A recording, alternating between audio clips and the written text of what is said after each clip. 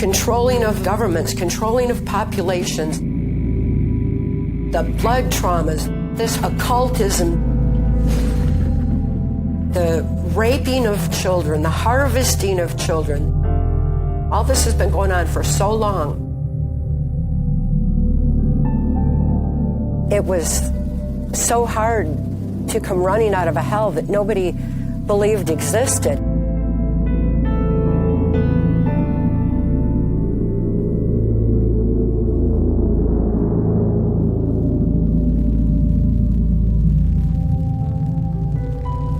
Cathy O'Brien is not unique.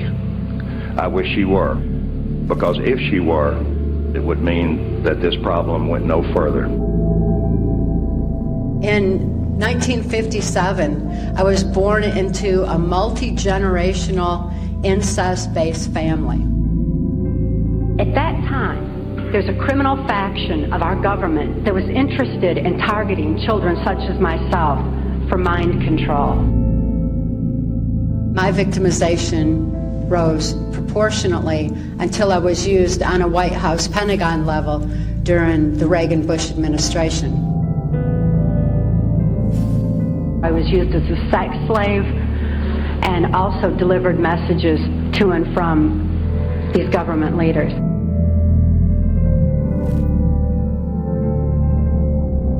While I was still really young and all that was happening, I do remember losing my free thought.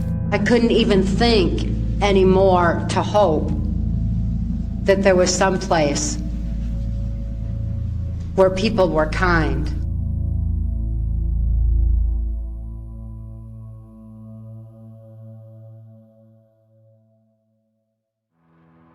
Secret mind control programs began in America in September of 1946 when President Harry Truman quietly authorized Project Paperclip, a U.S. government program that allowed the Department of Defense to recruit and hire high-ranking Nazi German doctors, scientists, and spies into the United States. Over 1,600 Nazis and Italian fascists and their dependents were ushered in through South America with passports and assistance provided by the Vatican and the Red Cross. The purpose of this clandestine immigration was to infiltrate American governing jurisdictions, fortify secret societies, and establish new agencies with the ongoing agenda of the New World Order. Among the imports was Werner von Braun. Von Braun led the Army's rocket development team at Redstone Arsenal, resulting in the Redstone rocket, the first rocket developed to carry a nuclear warhead. Over the next 20 years, von Braun would go on to develop missiles, plan a manned spaceflight to Mars, and design a space station that would orbit the Earth. When NASA was established in 1958, Nazi Party member von Braun became the first director of the Marshall Space Flight Center in Huntsville, Alabama. Another prominent Nazi recruit for the U.S. was German General Reinhard Gehlen. Upon his arrival in Washington, D.C. in 1945, Gehlen met extensively with President Truman, General William Donovan, Director of Office of Strategic Services, and Allen Dulles. The objective was to reorganize American intelligence operations and transform it into the Central Intelligence Agency, the CIA, in 1947, which Dulles would become the director of. Reinhard Gehlen was also instrumental in creating the National Security Council, from which the National Security Act of 1947 was derived. This particular piece of legislation was implemented to protect and conceal an unconscionable number of illegal government activities, including secret mind control programs. As the U.S. government became saturated with the infiltration of Nazi intelligence, one of the more sadistic Nazi doctors, Dr. Joseph Mengele, was invited to extend his barbaric human research that he was permitted to practice in Nazi Germany. His experiments resumed in the United States in 1951 under Project Bluebird, which morphed into Project Artichoke and MK Naomi. These were the origins of what would become Project MK Ultra in 1953. The aim of these projects was outlined in a memo dated January 1952 that asks, "Can we get control of an individual to the point where he will do our bidding against his will and even against such fundamental laws of nature, such as self-preservation?" The data harvested from these experiments generated more experiments with the ultimate goal of controlling the entire planet by creating the New World Order. Program after program went on secretly, unbeknownst to the American public, utilizing hundreds of thousands of silent victims, most of them children. New details are coming out in a trove of declassified documents that the agency has kept secret for years. Thousands of government-sponsored experiments did take place at hospitals, universities, and military bases around our nation. In too many cases, informed consent was withheld. Americans were kept in the dark about the effects of what was being done to them. The deception extended beyond the test subjects themselves to encompass their families and the American people as a whole. For these experiments were kept secret, and they were shrouded not for a compelling reason of national security, but for the simple fear of embarrassment. And that was wrong. Under our watch, we will no longer hide the truth from our citizens. We will act as if all that we do will see the light of day. Under the protection of the National Security Act, the CIA would continue cloaking these programs while funding them with secret arms deals, drug operations, and human trafficking.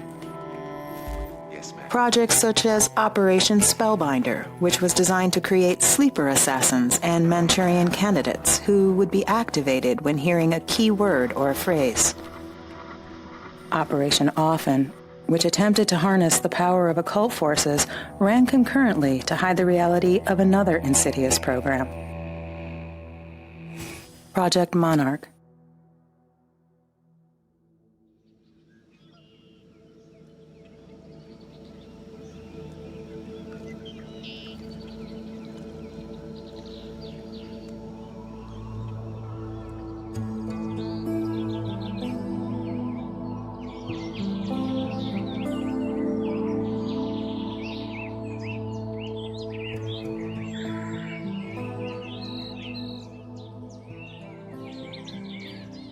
My name is Cathy O'Brien, and I'm a survivor of MK-Ultra mind control, specifically the CIA's Project Monarch aspect, which is a multi-generational study that they were doing and use of multi-generational incest-based children.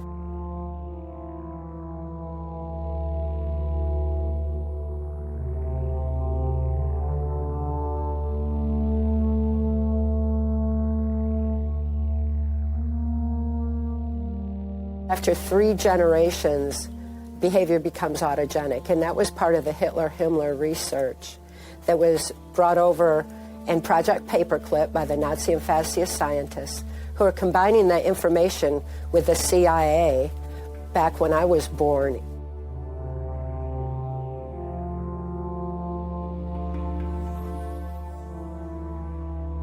My family had been sexually abused. My father was sexually abused. My mother was sexually abused. They'd both been ritually abused. Their parents had been. And of course, I was being sexually abused.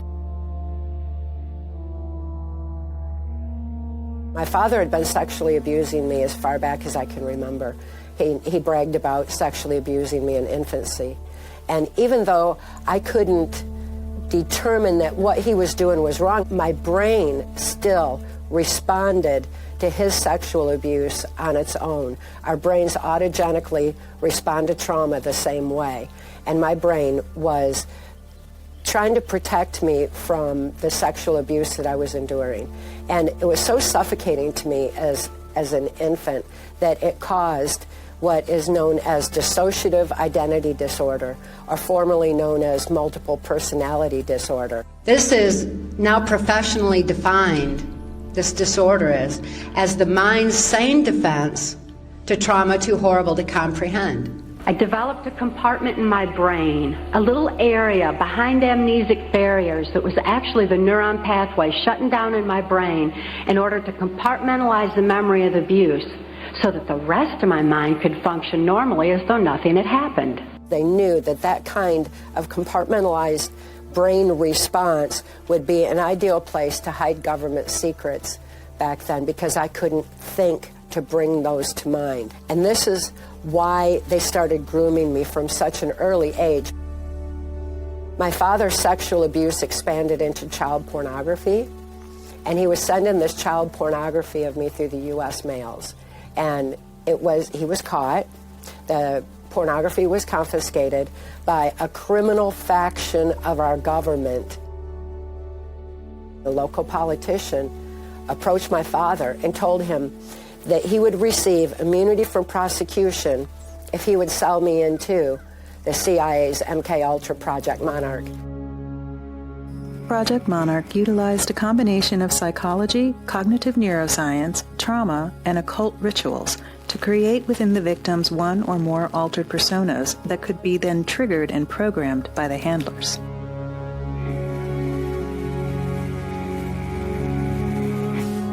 They subjected me to an occult blood ritual that was referred to as the right to remain silent. This blood ritual was so horrible that my mind readily accepted the mind manipulation that I endured afterwards, a hypnotic language, the neuro-linguistic programming that actually changed the way that my brain was functioning. They changed that so that they decided when, where, and how that particular compartment of my brain would be opened and accessed.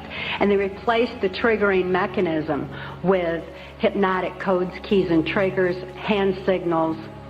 There's also phone tones that can also open those neuron pathways and give access to the compartmentalized memory as well. As my brain was still forming, when abuse occurs prior to age 5 especially, there's so many other aspects of what our brain automatically does with the trauma. And as more and more compartments developed in my brain, those neuron pathways actually shutting down, there's no capacity for continuity of thought. And without continuity of thought, there's no concept of time. So I had no idea that my body began to not realize that I was supposed to be exhausted. I wouldn't know that I had just done all this over here, so it felt fresh over here. And so there's this physical endurance that's extremely heightened as a result of the strategic, structured kind of abuse that I was enduring at that point for creating these various compartments. As a really young child, while my brain was still forming, so much of the compartmentalization happened through experience in different people in different ways. Some of it would involve brutality. Some of it involved suffocation. It happened on a subconscious level. The subconscious has no ability to question, reason, or consciously comprehend. And as more and more of those compartments develop, more and more conscious awareness is lost. My father had a 6th grade education, had earned his living as a worm digger. We were very, very dirt poor. But when he sold me into the project, he eventually went on to become a multimillionaire with government contracts. So already we're seeing how this was a structured system within a corrupt faction of our government that not only was targeting children like myself, but sanctioning the abuse through the court system, granting my father immunity from prosecution. As soon as my father sold me into the project, he was flown to Boston, Massachusetts, where the Catholic faction, the Jesuit faction of Project Monarch, was being run by cardinal law. My father was trained by cardinal law on how to raise me in the project. This included human trafficking. It wasn't called human trafficking back then. It was just being prostituted out to all the local politicians, the policemen, all the pedophile priests that were involved in my area, and those who were part of my grandfather's Blue Masonic Lodge. The Blue Masonic Lodge is where all the politicians came together and were actively part of making the plans for MK-Ultra mind control. They wanted me exposed to more trauma, especially occult trauma. It was through the slaughter of animals in any kind of occult ritual. And I experienced some horrific occult abuses through who would become my first handler in MK-Ultra, Wayne Cox. He was an occult serial killer. Wayne Cox was actually working as an assassin for CIA drug operations, for mercenary operations that were going on. I was exposed to the governor of Michigan, George Romney, and I was taken to Mackinac Island, Michigan, to meet with him, to be prostituted to various government leaders, including Canadian Prime Minister at the time, Pierre Trudeau. I was also exposed to who would become my owner in MK-Ultra, U.S. Senator Robert C. Byrd. Byrd was up there discussing various ways that they could expand mind control into the population. And he and George Romney discussed the ways that they could put it into the education system. We must emphasize adult education, work toward a metropolitan school system where every youngster in the metropolitan area will have equal educational opportunity and equal financial support for his schooling. Senator Byrd, as head of appropriations, has set it up where the states became dependent upon the federal government for funding for the education system. They had a plan for manipulating the minds of the children through altering their knowledge base. Through this comprehensive understanding of mind control, scientists recognize the importance of affecting cognitive development at a young age. This set into motion the infiltration of our educational systems, controlling not only what to think, but how to think. From programs like America 2000 to No Child Left Behind to Common Core. We will end what has become a race to the bottom in our schools and instead spur a race to the top. The process of thinking critically has been eliminated. Standardized bubble testing has replaced analysis. Memorization has replaced inquiry and the process of learning. Information control is a form of mind control, which is why they were so interested in taking over the education system and why they were interested in taking over the media. The CIA was very much involved in taking over the media with the Operation Mockingbird. Do you have any people paid by the CIA who are working for television networks? This, I think, gets into the kind of getting into the details, Mr. Chairman, that I'd like to get into in executive session. I think it was entirely in order for our correspondents at that time to make use of CIA agent chiefs of station and other members of the executive staff of CIA as sources of information which were useful in their assessments of world conditions. Would you say that continues today? Well, I would think probably for a reporter it would continue today, but because of all of the revelations of the period of the 1970s, it seems to me that a reporter's got to be much more circumspect in doing it now, or he runs the risk of at least being looked at with considerable disfavor by the public. I think you've got to be much more careful about it.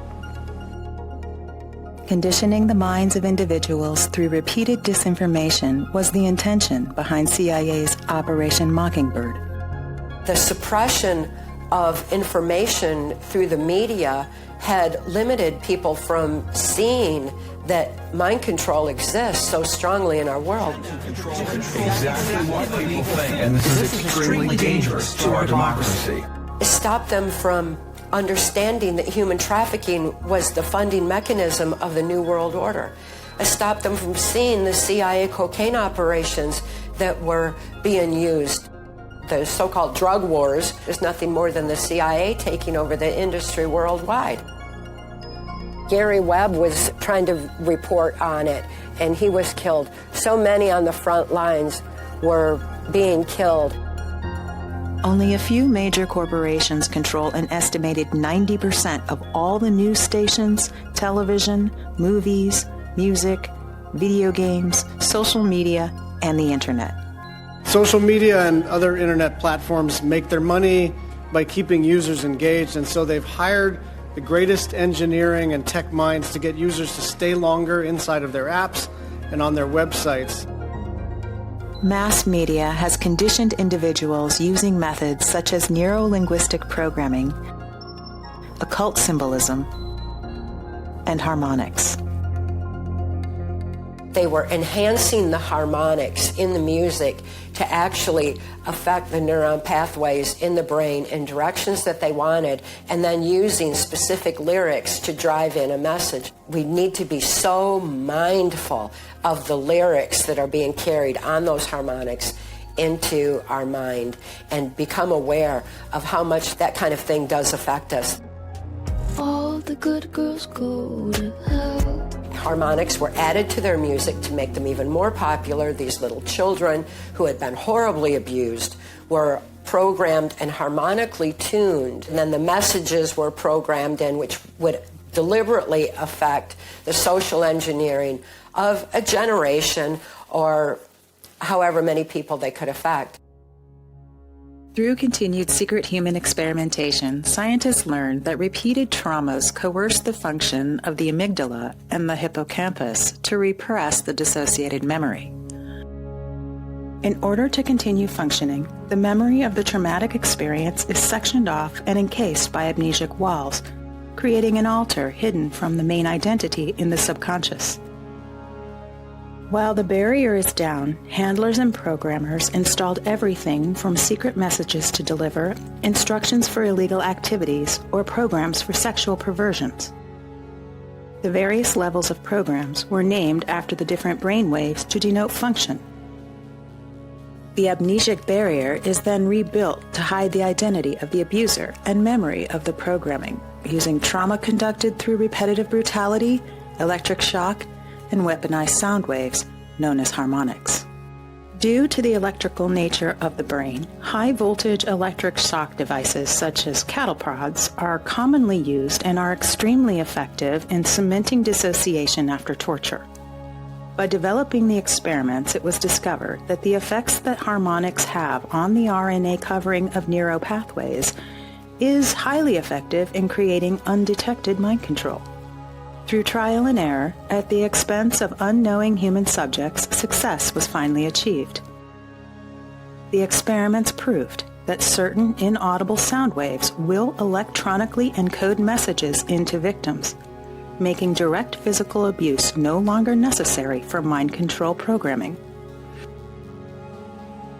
Since the inception of these experiments, what was learned has been implemented through the use of sophisticated equipment. The advancements made have offered the ability to track states of consciousness and alter it electronically and remotely, allowing for silent mind control to take place on a mass scale and go completely undetected. I know that there are harmonic tuning places involved in NASA and at DARPA. The different places that were involved in MK Ultra, one was Disney, and I was taken to Disney World in Florida. They have a very sophisticated setup in the underground or the underworld of Disney World where mind control programming occurs. Walt Disney's stories were intentionally crafted using his thorough understanding of occultism as he climbed the ranks of Masonry and made connections which laid the foundations of the Disney Empire.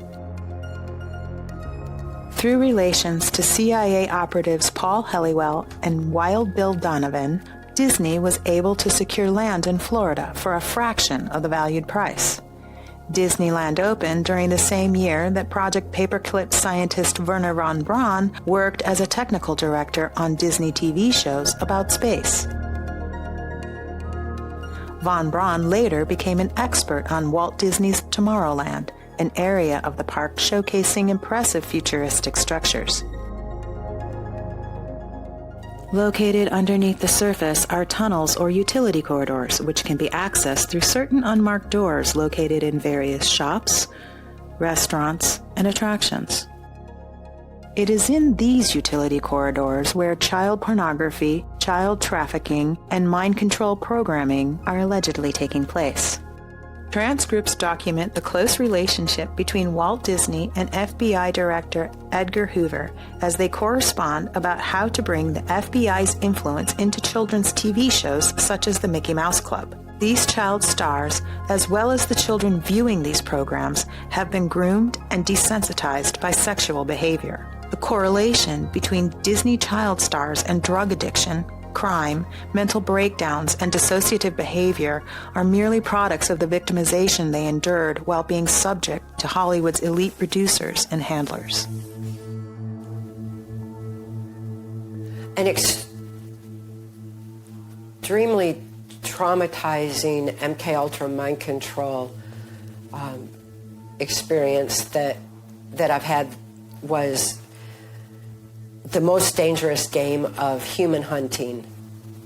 No matter what the weather, I didn't have any clothes and was turned loose in the woods and then literally hunted by men with guns, and never knowing whether or not I would actually be shot.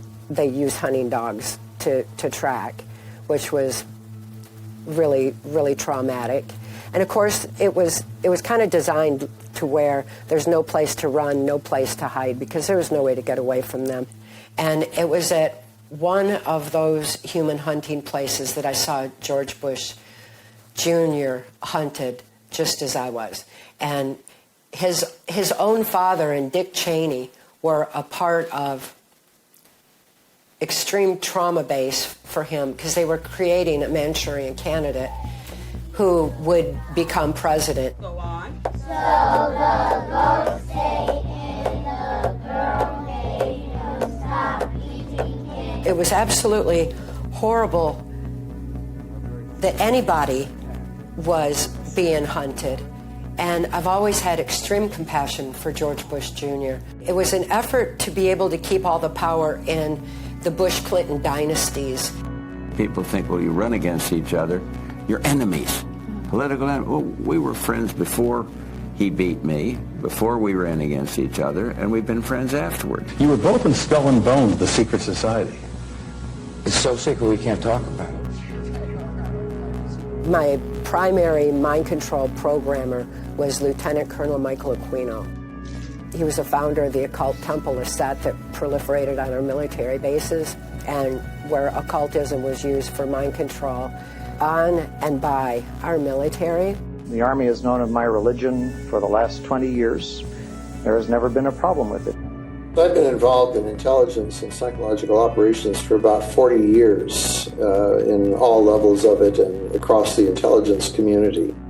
He used the blood traumas and brutality, high-voltage stun guns, and, of course, the neurolinguistic programming, the language of the subconscious. I met with Aquino on various military and NASA installations. Elmer, are you in there? I was transferred over to my next handler, Alex Houston, a ventriloquist, stage hypnotist in the country music industry. And at that time, the country music industry was being completely taken over by the CIA for distribution of their cocaine throughout the United States. Under Alex Houston, I was taken to the Caribbean, specifically the U.S. Virgin Islands, the human trafficking operations that were set up there. Now we know that to have been involved with the Epstein Island and the whole Jeffrey Epstein thing. That's kind of what it evolved to next. He's accused of recruiting a network of young girls he sexually abused at his mansions in Florida and New York. Law enforcement officials tell NBC News he faces 2 counts of sex trafficking for alleged crimes. Trafficking underage girls to the private island near St. Thomas. Some even refer to it as Pedophile Island. Authorities say he declared it his primary residence. Sleazy Wall Street tycoon Jeffrey Epstein used the Lolita Express to ferry a bevy of beautiful young women. Among the passengers, former President Bill Clinton and Britain's Prince Andrew. Newly obtained documents show Clinton actually took at least 26 flights on Epstein's private jet. According to NBC News, Jeffrey Epstein has died by suicide in his jail cell.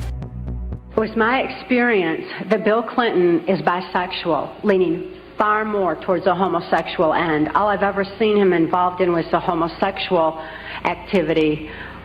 with very limited experience with him myself, whereas my experience was much more prevalent with Hillary Clinton, because Hillary is also bisexual, leaning more towards a homosexual end, and it was she who accessed my sex programming to fulfill her perversions.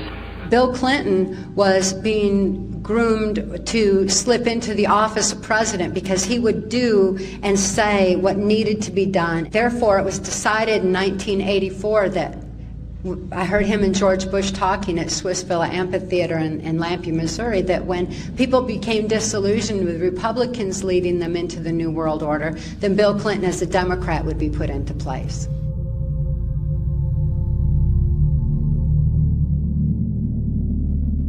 The Clintons have been involved in the most horrific criminal activity groundwork for the New World Order. And at that time, the first thing they were implementing was NAFTA. The human trafficking that was being done over the border, the drug trafficking being used over the border, it was all sanctioned. And when people like myself who were coming across with all these drugs and were being trafficked, they never could get any information from me because the information was compartmentalized and it was all covered under national security. I would also be introduced into what was the beginning or the foundation of adrenochrome. They would take the blood from tortured individuals and that's what they would drink, and get kind of addicted to it or something. I don't know. I can't relate to the concept at all. It was so traumatic for me. But for them, it's something that they literally feed off. Not only do they feed off fear and negativity and trauma, but they also feed off the adrenaline of those who are tortured and ultimately murdered. That was the very groundwork on the adrenochrome, but it was actually a structured system already because it was spanning several states. On those adrenochrome operations, another aspect of it that they used was aborted babies. So I was ritually impregnated and aborted numerous times. Some babies I would carry longer, and it was just extremely horrific knowing how aborted babies are used in that horrific manner from my own experience. I finally was able to give birth to my daughter, Kelly. And I couldn't protect her from the abuse that she endured any more than I could protect myself. I didn't even have an ability to have a survival instinct anymore. I had been so horrifically traumatized for so long.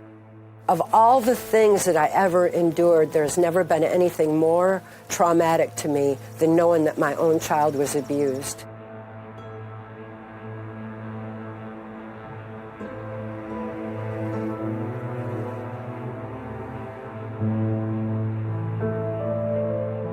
I would love to have been able to protect her and stop the cycle of abuse. But I couldn't. And because I couldn't, that became probably the biggest means of control over me that there could possibly be. And that same control mechanism I found out in later years through Kelly, she always thought that she was protecting me by taking the abuse, and I always thought I was protecting her. When we realized that with each other, it was just such an overwhelmingly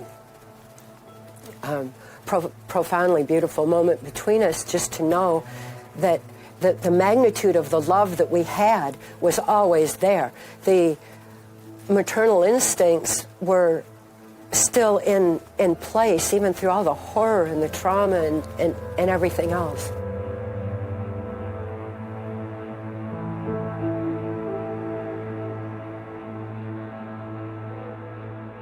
Kelly was born into a higher level of MK Ultra than I was. Hers wasn't just all trauma. They also used harmonics on her literally from birth. The harmonics, they vibrate the neuron pathways of the brain. So rather than having the brain automatically compartmentalize a trauma and shut down those neuron pathways, they would just use harmonics to vibrate those compartmentalizations into place, and they could use that same harmonic to open it for carrying out different operations. Even at 2 years old, she was in the White House just standing like a little robot. She was sent over to Bush while I was with Reagan, and that was just the way things were routinely done.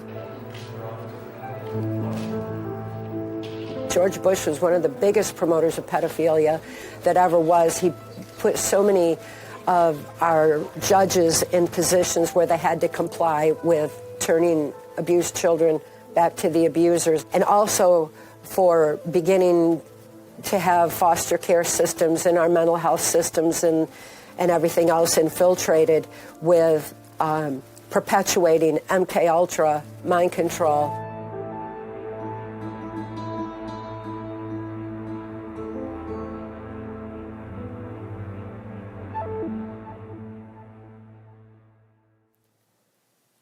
I thought the whole world was saturated with this kind of criminal activity.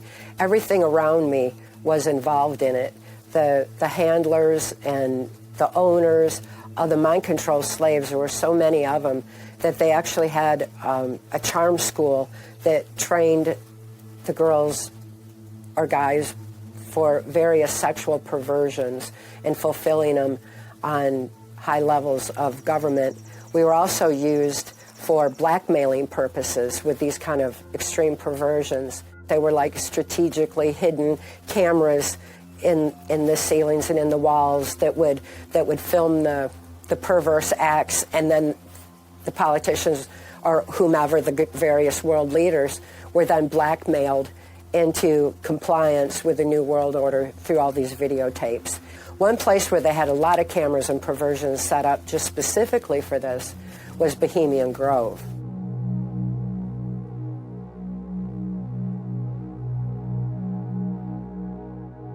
At Bohemian Grove, the politicians would sit around and talk about the different ways that they were going to be implementing the New World Order, different traumas that were going to be unleashed on society.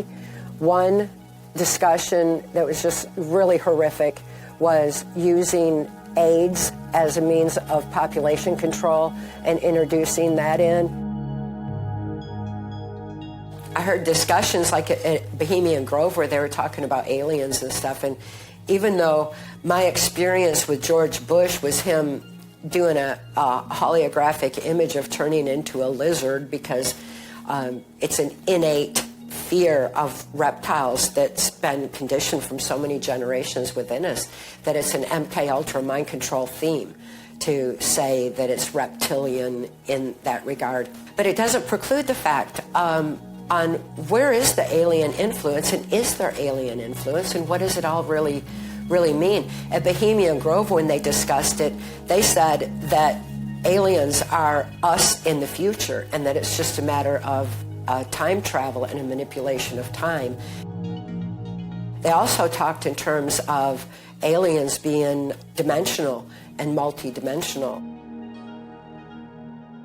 Even though my memory was compartmentalized, when trauma occurs, the brain also photographically records events surrounding trauma. When John F. Kennedy was assassinated, most people know exactly where they were and what they were doing, because this was an event that traumatized the nation. And this exemplifies how the mind photographically records events surrounding trauma. And my brain was photographically recording these discussions that were going on. One of the most interesting was between George Bush Sr. and Bill Clinton. George Bush was talking about how he believed in pedophilia so strong, especially incest, and sexually abusing a child to heighten their suggestibility.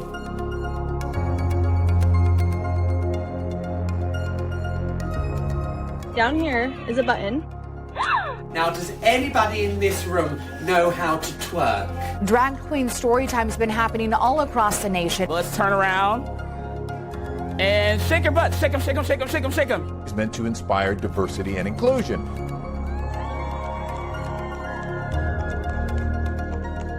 Strawberry Corn Cakes right here says that it's all about promoting creativity. What has this world come to? It's come to a world where drag kids actually exist. And people do ketamine on a couch. I'm gonna find out who's lactating today. He was very much for that aspect of things, whereas Bill Clinton was discussing how he believed in the genetic cloning aspect of things and genetic manipulation, how important it was for us to be able to catch up with artificial intelligence by stopping human procreation and creating a generation of genderless children. Come to think of it, well, is Alex a boy or a girl? Actually, Alex doesn't define themselves as boy or girl. What else is there? Back in your day, most people understood the world in terms of just boys and girls. But now, we know gender is more complex than that. If you feel you want more time to explore how you feel about your gender before your body starts to change, it's important to talk with a parent, counselor, therapist, or doctor about the feelings you have regarding your gender. After some discussion and counseling, you may be referred to an endocrinologist. Endocrinologists specialize in hormones, and they are the most likely to prescribe puberty blockers for someone who wants them. Puberty blockers are medications that will stop your body from changing. They are usually given as an injection or an implant. We've gotten to a point where our children are being taught in school that they're neither male nor female, regardless of their physical apparatus. We had male-female issues at one point that now have so many other divisive aspects added into it. It's just dividing people more and more and more.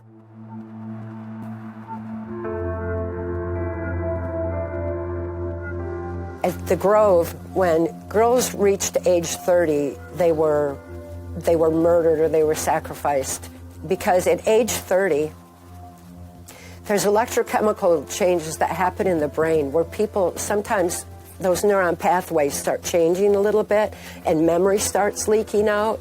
We'll see where people who have been programmed specifically that are high profile, like maybe in the entertainment industries, they will start breaking up around age 30. We'll see things like what about Britney Spears shaving their head. It's just part of what happens around that age. Blonde wig, her hair super short in the mugshot.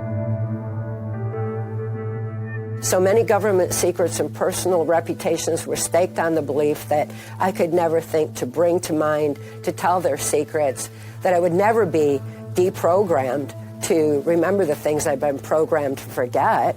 It was horrific knowing that so many lives were lost, so many girls when they reached age 30. And of course, so often for the perversion purposes, they were saying that the girls were too old to be used anymore for perversion anyway. So, you know, they were useless, just get rid of them. And I was definitely going to be killed there as well. I was to go out in a blaze of glory and be burned alive.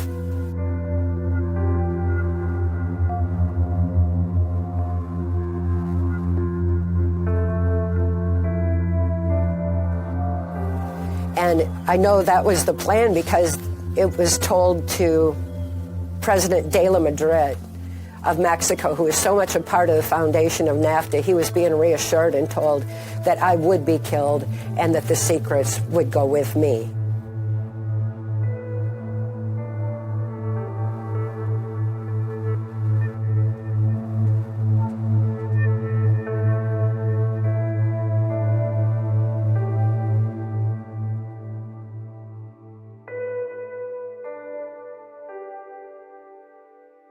I'm so fortunate that an intelligence insider who saw the kind of corruption that was going on in the highest levels of government saved my life so that we could begin to expose what was being done.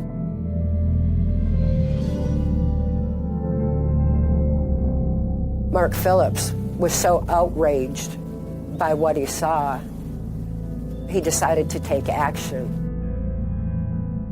When he rescued me out of that situation, I had no memory whatsoever. I had no conscious thought of my own. I only knew to do exactly what I'd been programmed to do.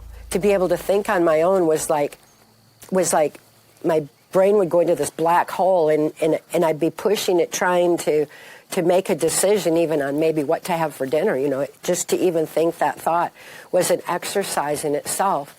Because of what he knew in mind sciences, what he knew about when spies were tortured and traumatized, how they could come back from that, and how they could heal. He knew all the methods that the government had for helping them, and took that information and just handed me the keys to my own mind.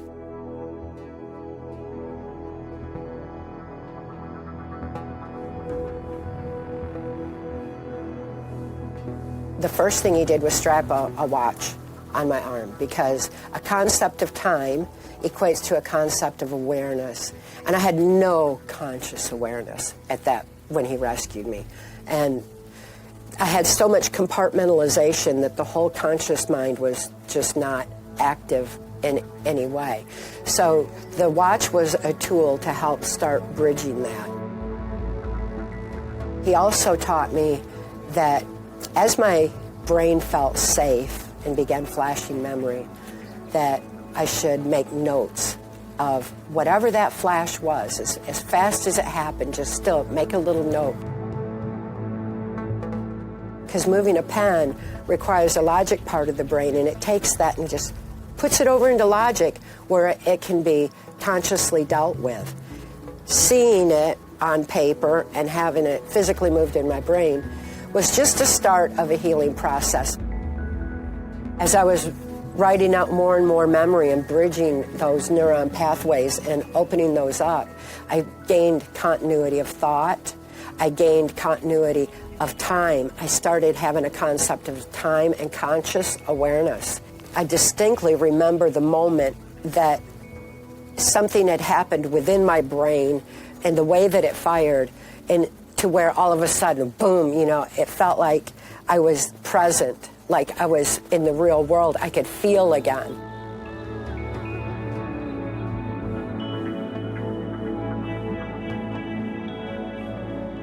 Mark was in intelligence and wore many hats.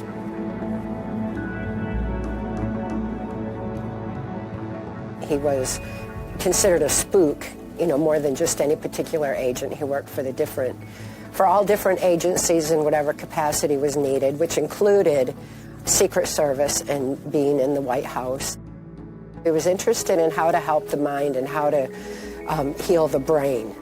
So he got into mind sciences on significant levels and was studying mind sciences at the War College and Psychological Warfare Division when he came across Michael Aquino and was absolutely disgusted that something like occult trauma was being used to manipulate minds of the masses and of individuals. I was sworn to secrecy on the things that I witnessed, on the equipment that was developed, and I can assure you that in 1967, all the way up through 1973, when I was involved in this research as a Defense Department subcontractor, the equipment that I saw then was 25 to 30 years ahead of anything known on this planet in the private sector. Mind control is not new in this country or any other country. It's been around for thousands of years. But the sophistication of it to this point has now reached such a proportion that people are seeing the results everywhere, but they don't see is the sophistication of the mind control itself. They don't recognize the symptoms that are being created in these people until it's too late. He was already becoming disgusted with what he was seeing going on by the time he realized that Kelly and I were under mind control.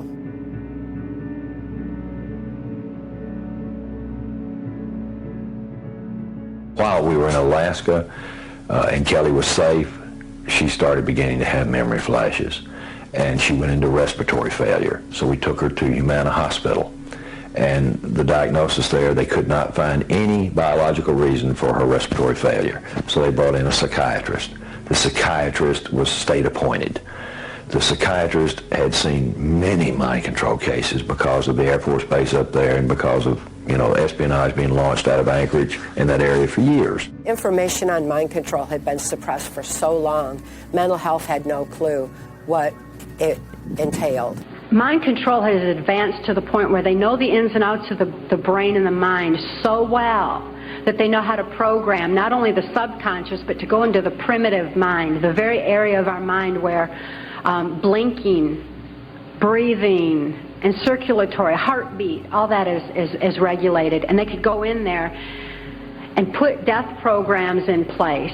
In my daughter's case, it was respiratory failure, so that in the event that she ever had cause to remember, which they never expected could happen, they would just simply go into respiratory failure, circulatory failure, and no information would be released at all. There was no chance of the information getting out that way.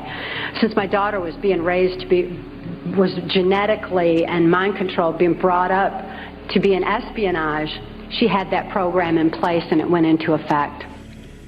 And it put her in a hospital where she was held a political prisoner.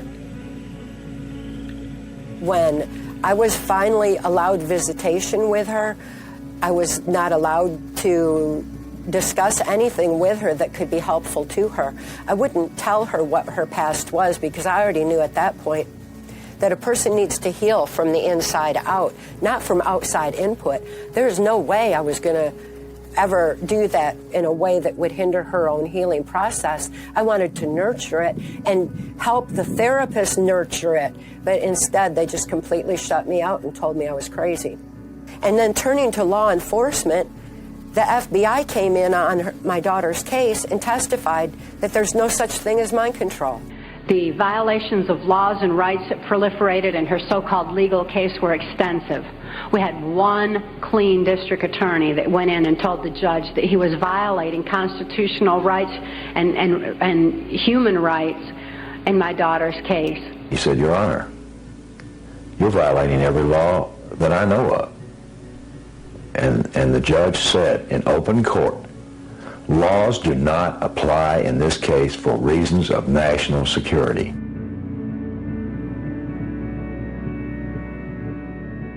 That judge, in essence, saved our lives because he absolutely said publicly that the United States government was responsible for covering up this case. As soon as he said it, the records were sealed, and the office of the district attorney where those records were burned. Because I was healing, because I had healed sufficiently, because I had free thought again, there was no way I was going to cave into following orders that wouldn't protect her any more than they ever had.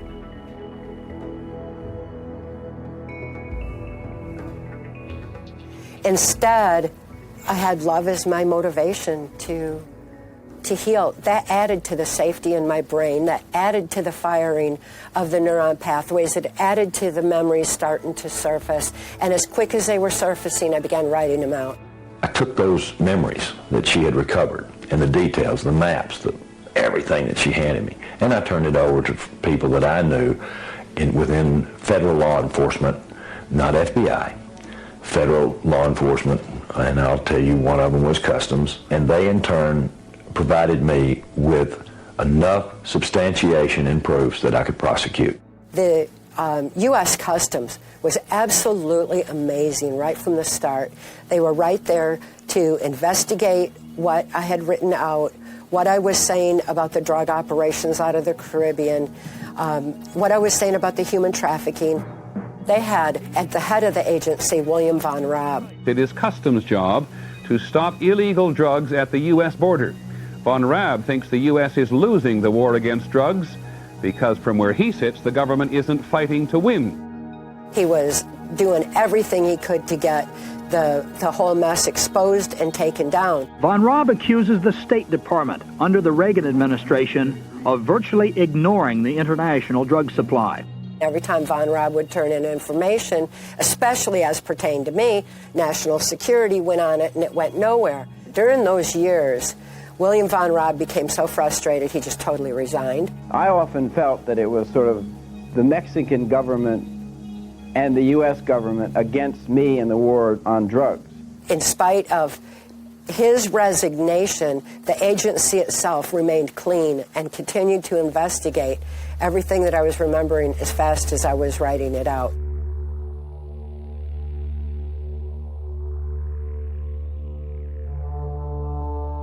By 1995, when Mark and I were ready with the testimony for U.S. Congressional Permanent Select Committees on Intelligence Oversight, we were censored for reasons of national security again.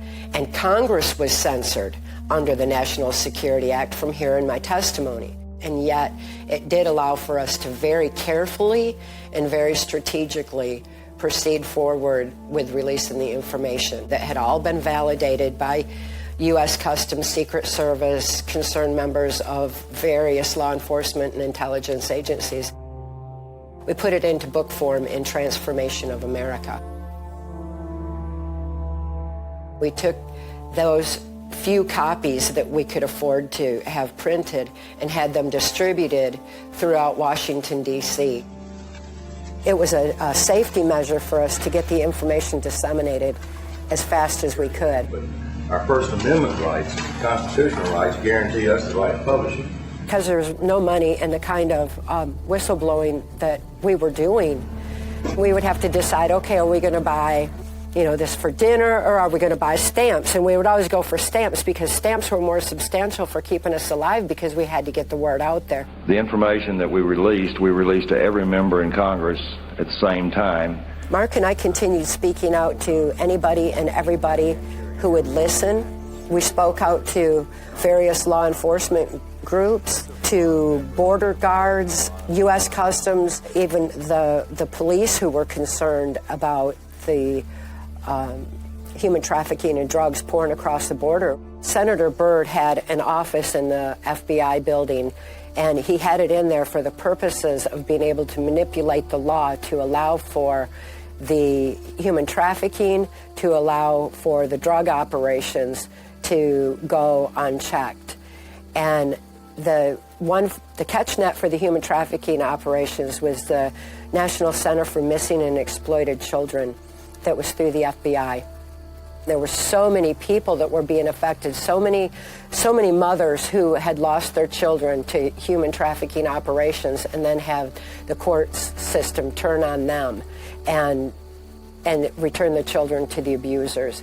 We spoke out to mental health groups that were really wanting some answers because they found that what they were doing to treat ritually abused children and children who had been mind controlled wasn't working. They needed more tools. So we were able to hand them those tools. And because I had healed to the extent that I had, the mental health community was very much interested in that. What has happened to Cathy O'Brien is happening all around the world. I was exploited unwittingly for nearly 3 decades of my life. We were sold to the federal government by our father and his priesthood and military leaders. I was being trained to be a sex slave for the elite. My family were used as entertainers, child pilots in wars, medics, special messengers, high-priced call girls, presidential models, sports figures, and international spies. There were countless other children in my same situation. Most of the children there were babies and toddlers. I was strapped down in a sort of lab-like setting. These experiments were performed on me in conjunction with mind control techniques and drugs. The deliberate dissociating through trauma. Dissociation also serves the purposes of the occult because the children have no day-to-day memories of the atrocities. Although the process of recalling these atrocities is not an easy one, nor is it without some danger to myself and my family, I feel the risk is worth taking. Since sharing it, I've lost a 20-year singing career, lots of money, my health, and my home. All these atrocities did occur to me and to countless other children, and all under the guise of defending our country. These psychopaths at the top believe they'll create a satanic order that will rule the world. At a high level of the U.S. government, there was support of this kind of thing with Operation Bluebird, Paperclip, Mockingbird, and of course, MK Ultra, still going on today.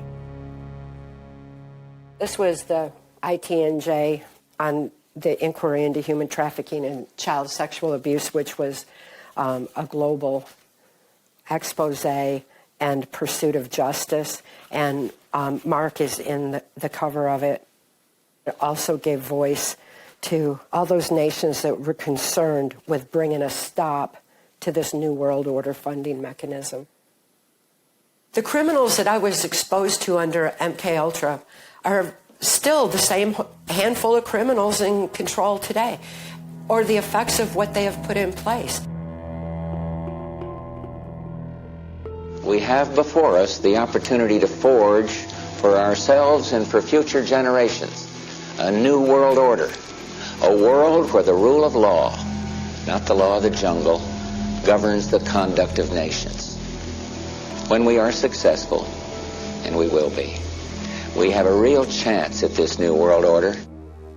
The mind control information gathered in the programs has been used against the American people and the rest of the world with alarming saturation. Aspects of what has been learned due to the experiments can be seen in every corner of our society.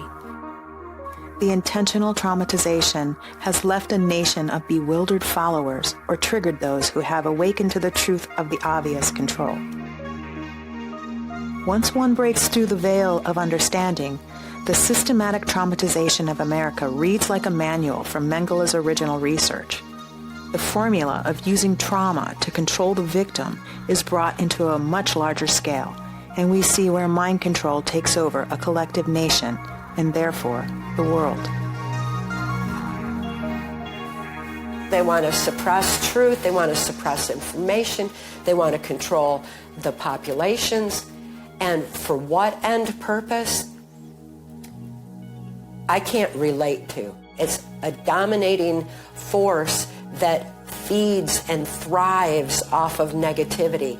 It's like they feed off of fear to the point where they literally feed off of it through the adrenochrome. Since fear is the primary basis of mind control, they used events like the assassination of John F. Kennedy to traumatize the nation.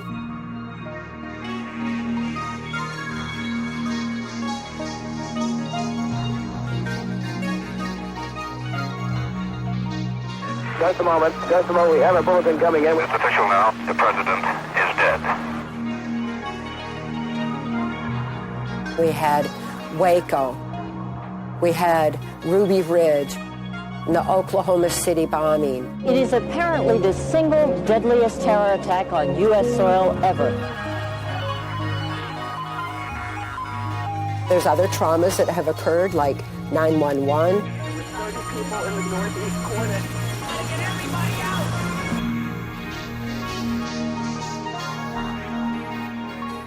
The mind control of the American people has seeped into the foundations of nearly every organized system. From the disintegration of the family unit, to genetically modified foods, fluoridated water, poisonous additives, heavy metal toxicity, vaccinations, weather manipulations, bioweapons, EMFs, pharmaceuticals. Our bodies and minds have been hacked. Breaking news, there's been another deadly mass shooting in America. When we see trauma being unleashed on society, whether it's something that's traumatizing the whole nation like 911 or something else like the school shootings or the mass shootings that go on, when we look at the shooter, is he really responsible or is somebody pulling strings? The alleged shooter died by suicide at the scene. Who's pulling those strings? Who's making these kids march to new world orders on our streets and burn down our cities? We need to start looking at the handlers and looking at who's really responsible for the actions. When we get to the source of the problem, to the ones who are in control, then we're going to be able to effectively stop it. And again, it's just a handful of criminals. The whole founding of this new world order is based on drugs, human slavery, and human trafficking. During the Trump administration, it became more known on a national scale because he was constantly shining a spotlight on it. Solving the human trafficking epidemic, which is what it is a priority for my administration. Even conservative estimates conclude that some 20 million people around the world, including right here in the United States, are trapped in human trafficking situations. I've signed 9 pieces of bipartisan legislation aimed specifically at combating human trafficking domestically and around the globe. Uptick in human trafficking, prostitution, often forced, involving children. It's not just child slavery or child sex abuse, it's also child torture. Because you have adrenalized blood. You have the whole blood drinking ceremony of the satanic world. It's also the use of children for harvesting body organs. And then you have ritual ceremonies and ritual murder, as well as incidental murder.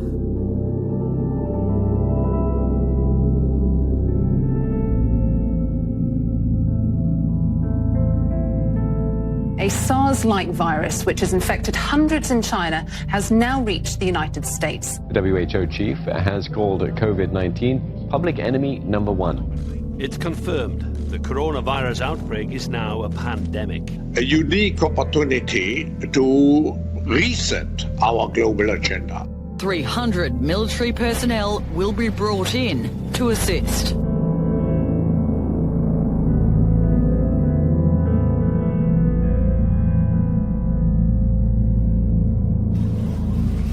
When I saw COVID hit, I saw that this was going to be used to usher in the New World Order. It was mass mind control of the whole globe. Starting today, you're going to be seeing a bigger push to educate the public about COVID vaccines. That's because the Ad Council is launching an initiative. It's called It's Up to You. This vaccine means hope. It will protect you and those you love from this dangerous and deadly disease. They tap directly into people's fear of death. We begin the hour with a horrifying statistic. It's fear. Like, fear really drives numbers. Fear is the thing that keeps you tuned in. If it bleeds, it leads. Yeah. If it bleeds, it leads. Yep. I like that. What more is there to wait for? Don't wait. Vaccinate. Over the weekend, Big Bird once again rolled up the feathers to get a COVID-19 vaccine. What more do you need to see? A new incentive to get kids vaccinated in New York. The city now offering kids 12 and up limited edition Avengers comic books if they get vaccinated.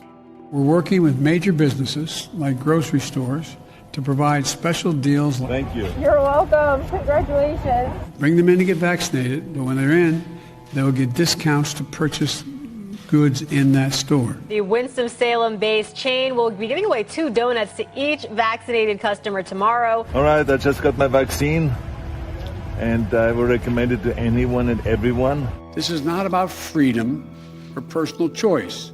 No, screw your freedom.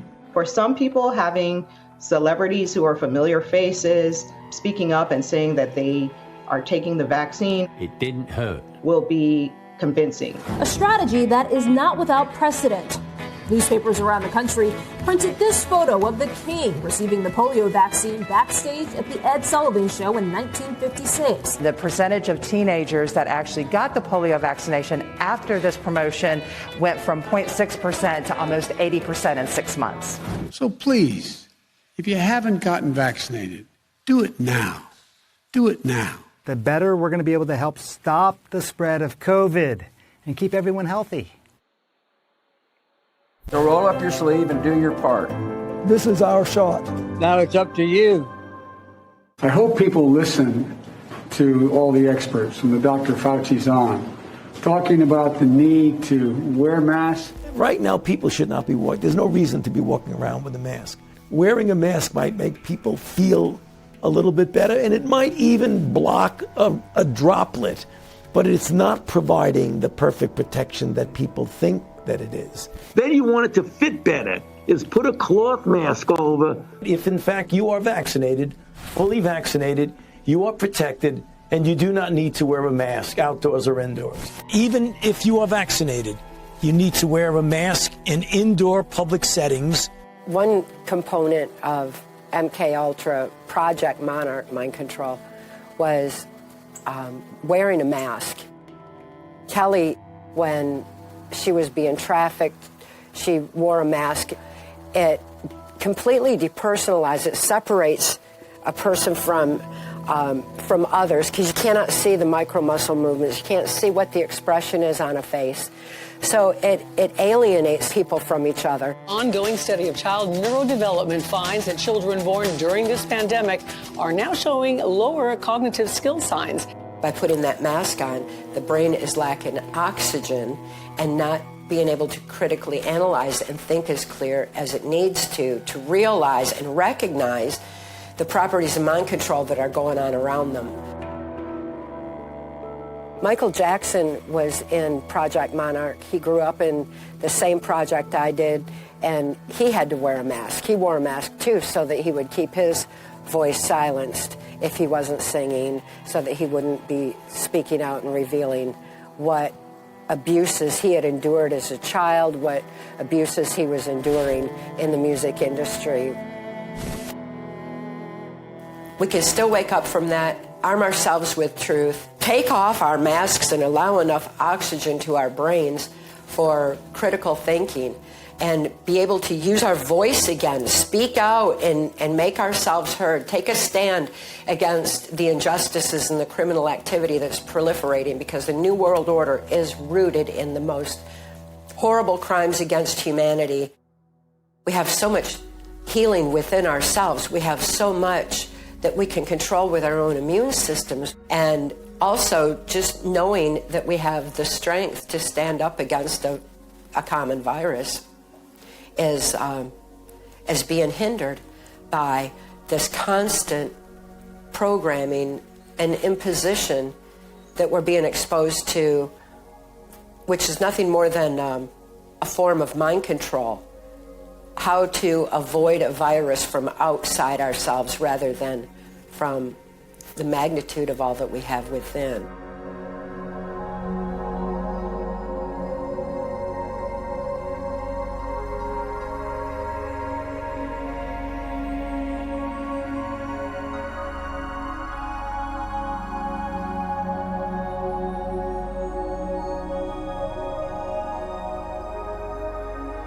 Mark taught me from the very beginning to voice no negatives without a solution. And that stopped me from just complaining about my past and what had happened, and forced me to be able to think forward.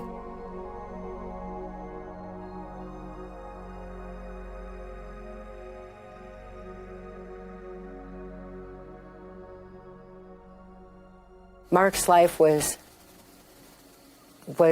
disrupted, and he passed away in 2017. It was extremely difficult. And I knew that if I'm still here, I'm here for a reason. And that I would continue our shared life's purpose.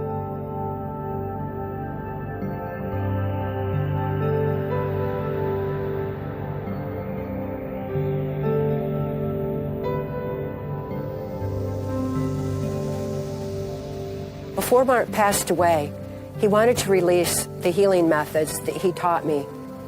He hadn't been able to release them because he was bound by laws of sedition from doing that. So we released it in PTSD Time to Heal, because I'm not bound by any laws of sedition. And it was my experience to heal. For Mark, that was a very fulfilling thing to be able to accomplish.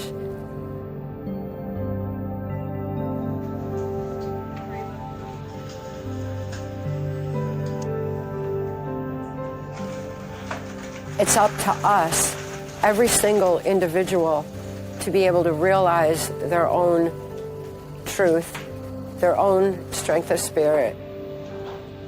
Through PTSD Time to Heal, they'll also realize that the physical capabilities they have within themselves to actually heighten their own immune systems and have their own defense against any virus that we encounter. We have some amazing things to start discovering about our lives and our surroundings, and it's time that we move on with that exciting aspect of our lives.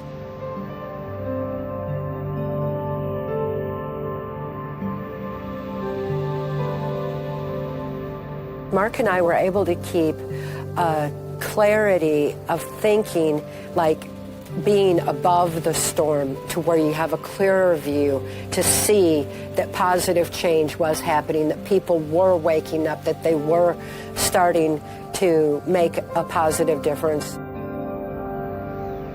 People often ask me, well, why do you smile? How can you be positive after all you've been through? It's because I see where we're going. It's because I know that the reality of what I experienced and so many others have experienced on this planet is finally being brought to light. I've always perceived it as an hourglass. Everything has flipped now, and it's flipped to the good. That's why we're seeing the corruption that's been around forever. It's been hiding in the shadows, and we've just not known that it was going on. Now that we can see it, we need to start standing up and doing something about it. We need to take that personal responsibility.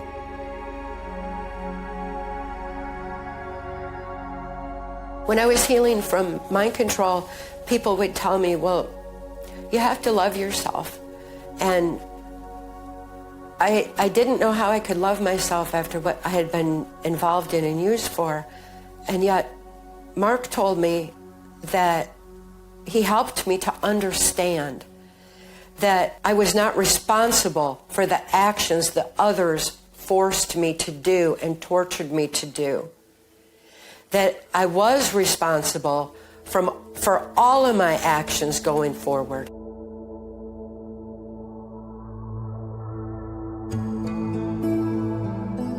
So I was healing on levels that were both mental, psychiatric, psychological, the physical brain, and the whole spiritual, by realizing responsibility for my own life.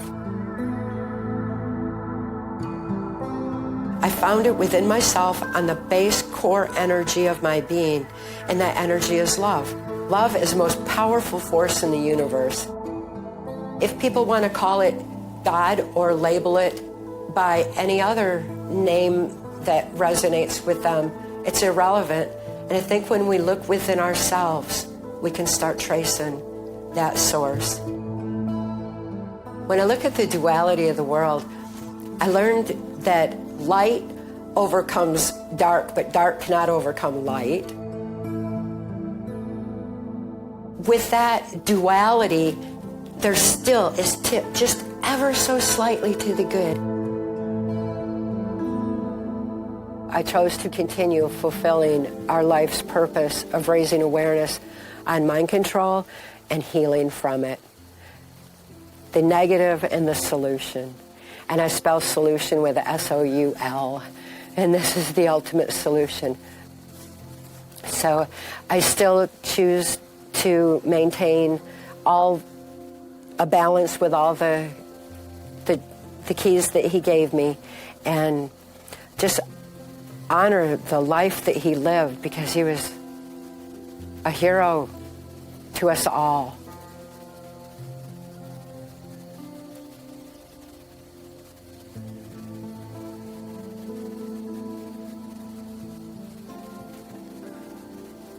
He's in every breeze and in every